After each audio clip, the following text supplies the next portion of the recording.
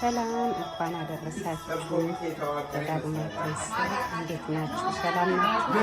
አለን ይመስገን።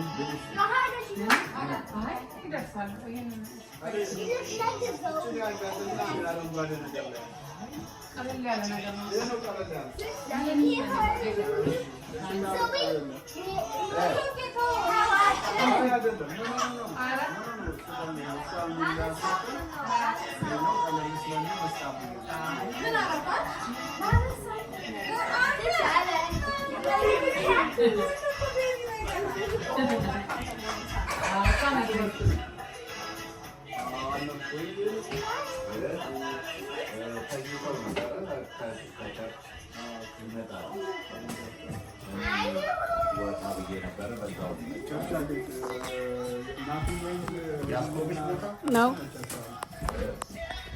ወንጌልና ስምን አግኝቻቸዋል።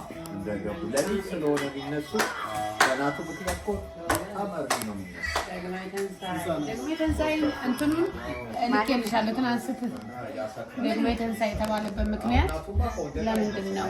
ደግሞ ትንሣኤ ደግሞ ተነሳ ወይ ጌታችን